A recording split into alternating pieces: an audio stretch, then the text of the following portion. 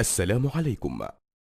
نحن نعلم جيدا باهتمامات مشاهدينا، لذا سوف نعرض عليكم اليوم فيديو يتضمن مجموعة من الأحداث والمشاهد التي توقع كل من يراها في حيرة من أمره.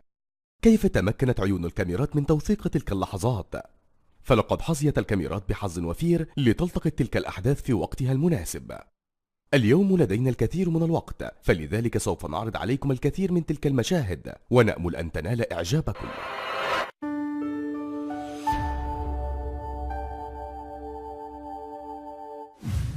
المشهد الأول: هناك شابان يقفان بجوار محل بيع الخمور، يدردشان مع بعضهما البعض ويتجاذبون أطراف الحديث، غير مهتمين بما يدور حولهم ولا بما هو قادم.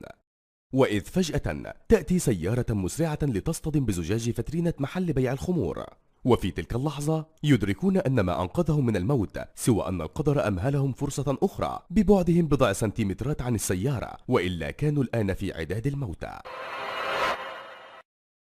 المشهد الثاني: في عام 2015 شهدت إحدى مدن الصين انهيار واحدة من العقارات على جانب الطريق السريع، ولكن المذهل في الأمر أن الانهيار جاء تدريجيا، وكأنه هو الآخر مسخر من قبل القدر ليعطي من حوله فرصة أخرى في الحياة. فلقد انهار الأساس أولا، وهذا ما لاحظه أحد سائق السيارات المارة بجانبه، مما جعله يتوقف ثم يتقهقر إلى الخلف، مما أثار انتباه الآخرين، وهذا جعل الأمر يمر دون أي خسائر بشرية. المشهد الثالث هو عبارة عن مشهد من المشاهد الكوميدية والتي تعتبر خيالية ومحط سخرية للجميع ولا يكاد يصدقها أحد. المشهد عبارة عن عربة نقل كبيرة تحاول اختصار الطريق بالمرور فوق جسر خشبي، والذي بدوره هو الآخر لم يصمد أمامها وانهار سريعا لتتساقط أخشابه واحدة تلو الأخرى في النهر، غير أن السيارة صمدت بضع دقائق ليخرج سائقها سالما غانما، ثم تسقط هي الأخرى لتلحق بالجسر. فكيف حدث كل ذلك وكأن القدر يمهلهم ليقول كلمته هو الآخر؟ فالسائق لم يحن موعد موته بعد، ولديه فرصة أخرى في الحياة.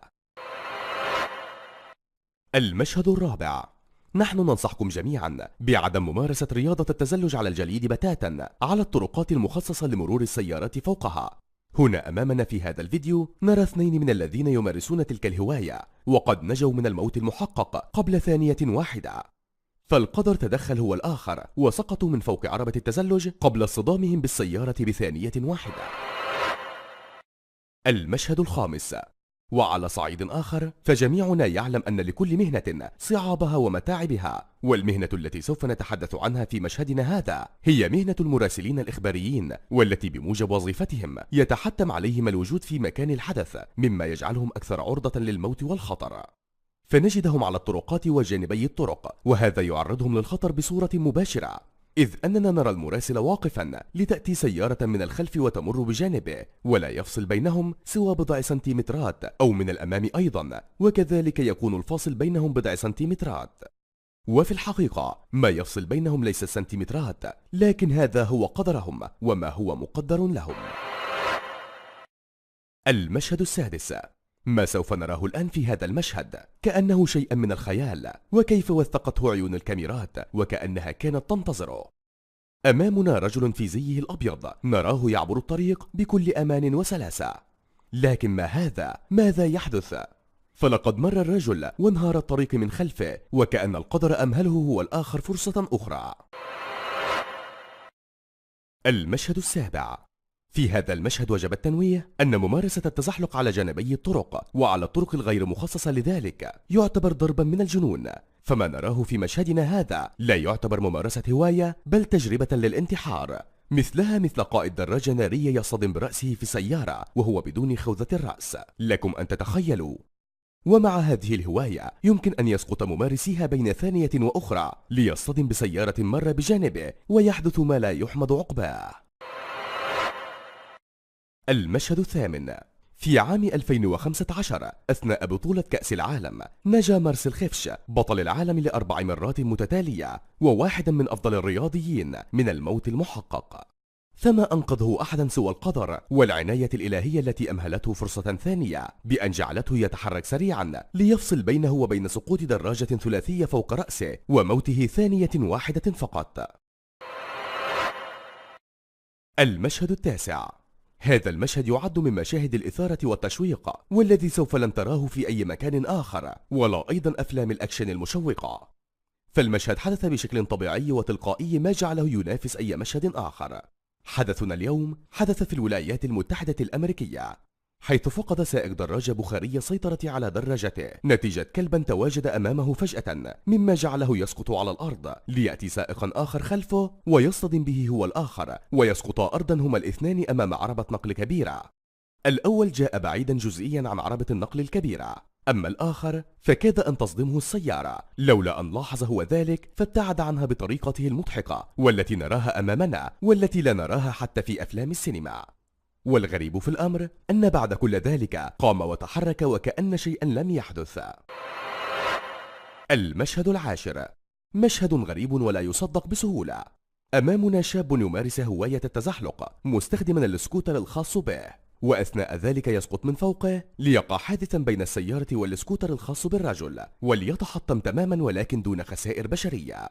وكان سقوط هذا الرجل من فوقه بمثابة حياة أخرى. المشهد الحادي عشر، في عام 2015 في مدينة كيرابي حدث ما لا يصدق، حتى أن العين إذا رأت ما حدث حسبته سرابا. فماذا حدث إذن؟ شابان يقودان دراجتهما البخارية على جانبي الطريق، وبجانبهم جنبا إلى جنب تمران عربتان نقل ثقيل، وفجأة تصطدم السيارتان ببعضهم البعض. وما نعرف أنه أثناء اصطدام عربات النقل الثقيل يتحطم كل ما هو بجانبهم، لكن هنا لم يحدث شيئا لما هو حولهم، وبالتالي خروج الشابان من هذه الحادثة دون أي إصابات. المشهد الثاني عشر، في مدينة أوستن في الولايات المتحدة الأمريكية حدث هذا المشهد الذي نراه والذي لا يحدث أبدا إلا نادرا. فكما نرى هناك سيارة سقطت من أحد الأدوار العليا في جراج متعدد الطوابق ولتتعلق بأحد الأسلاك الكهربائية. لم تسقط على الأرض مباشرة لدقيقة أو لأكثر ليتمكن قائدها من الخروج، ثم تهوى بعد ذلك على الأرض محطمة، وكل ذلك حدث وفقا لمشيئة الخالق عز وجل. المشهد الثالث عشر، أثناء متابعة سباق السيارات يتواجد الجمهور في مكان أبعد ما يكون عن خطر هذا السباق، ولكن هنا حدث ما لا يتوقعه أحد، فقد طارت إحدى سيارات السباق لتسقط فوق منصة الجمهور، لكن تدخل القدر وأنقذهم جميعا، ولم يحدث شيئا سوى تحطم السيارة. المشهد الرابع عشر، هذا المشهد كان من الممكن أن يتحول إلى حادث أليم ومؤسف لولا تدخل العناية الإلهية، حيث أن هناك شابا نزل من فوق دراجته البخارية أمام أتوبيس مسرعا فجأة، لكن ما أنقذه هو بضع سنتيمترات فصلت بينه وبين الموت. والآن وقد انتهى وقتنا اليوم، ونتمنى أن ينال مجهودنا إعجابكم، ولا نريد منكم سوى الاشتراك معنا في قناتنا ليصلكم كل جديد بشكل مباشر.